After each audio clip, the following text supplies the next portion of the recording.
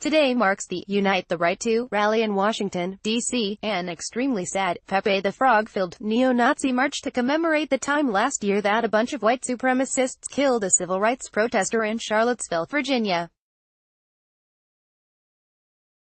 But Pepe, his chubby racist frog meme buddy Groyper, and the rest of the bizarre, extremely online right-wing don't just live in the basements of America's Deep South. The alt-right exists in Miami, too, and has been poking its ugly, deeply insecure face out in public more and more often since Donald Trump began campaigning for president. Since the Miami chapter of the Proud Boys group made it into national magazine profiles last week at violent demonstration all the way up in Portland, Oregon, here's a primer on the places Miami's alt-right has shown its face in the last year or so. Miami Congressman Mario Diaz-Balart is not exactly known in local political circles for being particularly bright.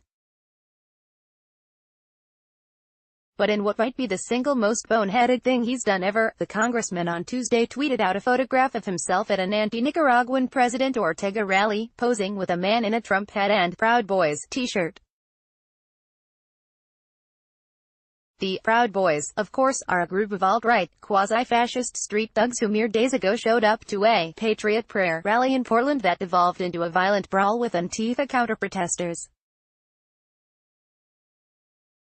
Police wound up turning on leftists and nearly killed one counter-protester. The Proud Boys were also present at the Charlottesville Unite the Right rally last August, where a white supremacist killed a civil rights counter-protester, Heather Heyer, with a car. The Proud Boys were founded by Gavin McInnes, who also started Vice News but was fired from the publication for being too racist and anti-Semitic. The Southern Poverty Law Center classifies the Proud Boys as a hate group and as extremists, proud to support the Nicaraguan community in. His spokesperson, Katrina V. Brown, declined to comment on the fact that the congressman was posing with an open alt-right member and instead lobbed an insult at New Times. If the Miami New Times ever ceases to be a propaganda instrument for the radical left, we will respond to its inquiries, she said via email. 2. At Milo Yiannopoulos' Cinco de Milo party in 2017. As Milo Yiannopoulos descended from the second floor of a place he advertised as an abandoned cocaine mansion in Miami last Friday night with a python named Jared draped around his arms, two models hid in a bathroom to avoid being photographed with the infamous anti-Muslim, anti-immigrant troll, one of those women tells New Times.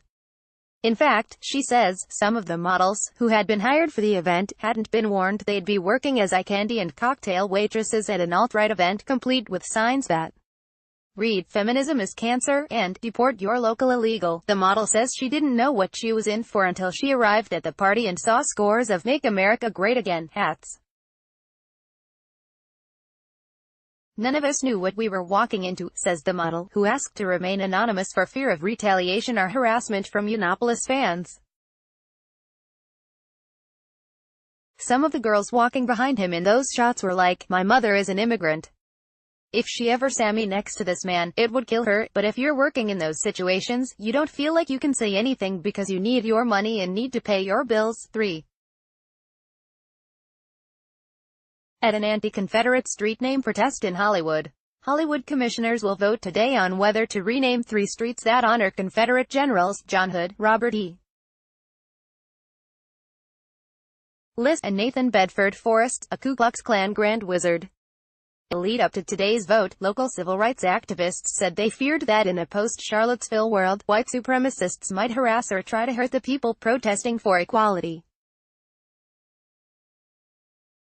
Well, it appears the activists might have been right. Today a local white supremacist, Christopher Ray Monzon, who is 22 and goes by the online handle Chris Cheteno, was arrested after witnesses say he charged into the crowd of civil rights protesters.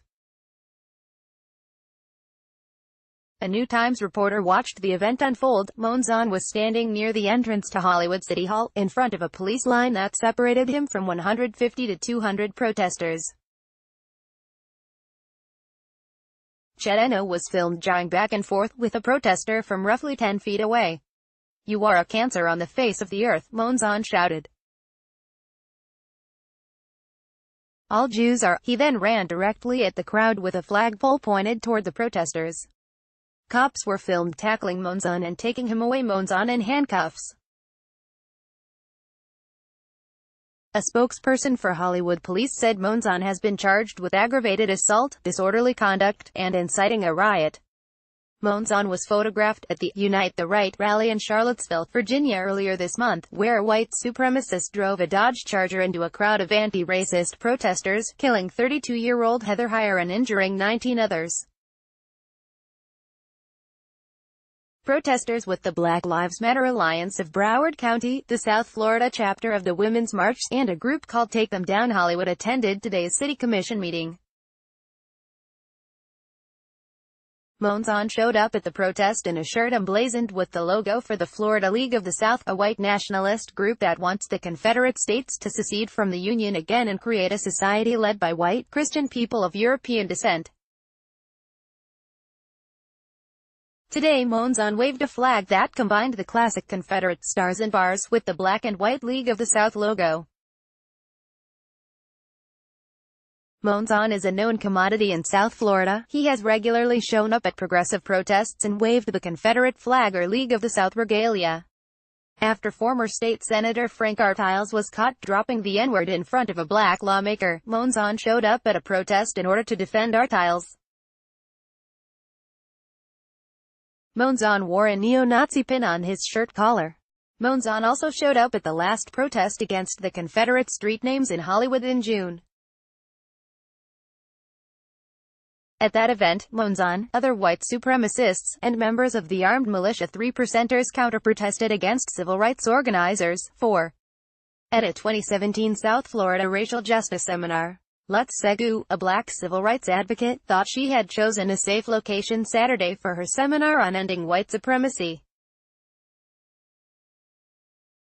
Segu, who holds similar meetings around South Florida, gathered a group of activists at the Stonewall National Museum in Wilton Manors, one of the nation's premier LGBTQ museums, in a city that's at least friendly to white cisgender gay men.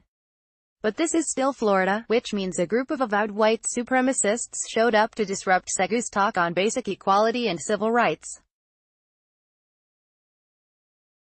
According to multiple activists who attended the meeting, and the white supremacists themselves, a few young members of a group called Identity Europa showed up at the seminar, confusingly held a sign claiming they apologize for nothing, and then left when the organizers asked them to exit the building.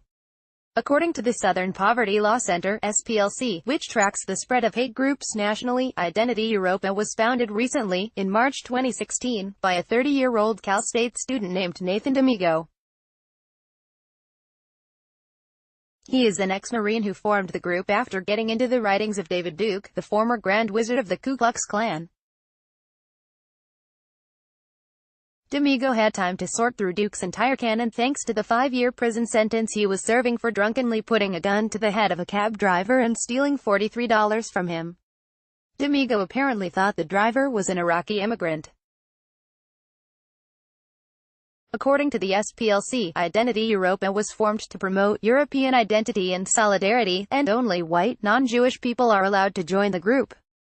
On its Facebook page, which New Times has chosen not to link to, the group brags that it showed up at the event because the seminar was sharing anti-white views, which as a concept is laughable as it is false.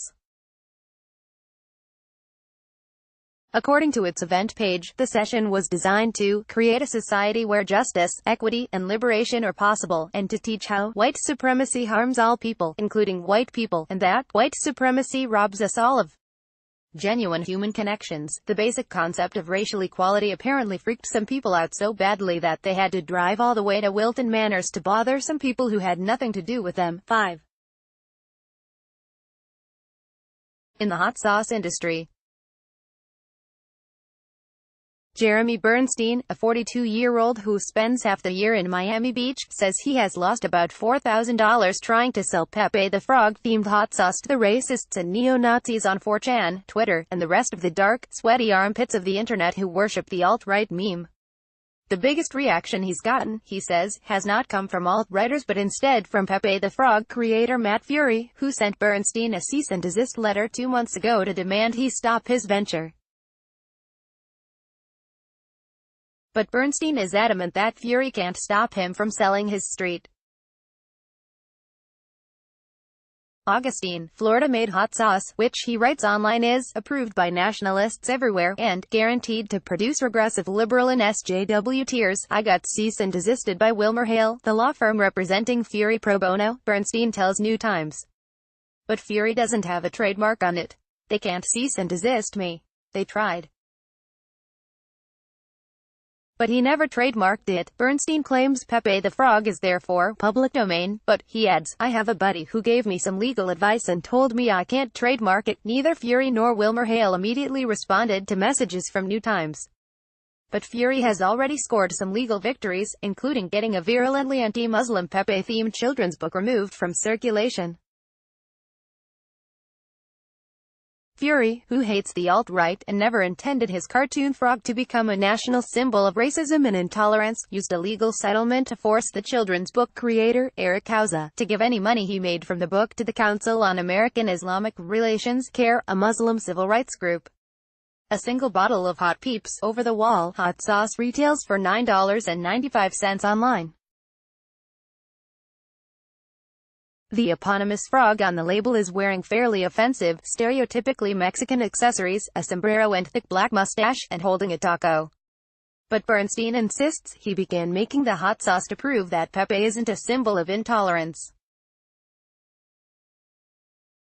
Calling a frog a racist symbol is the most ridiculous thing on the planet, he says.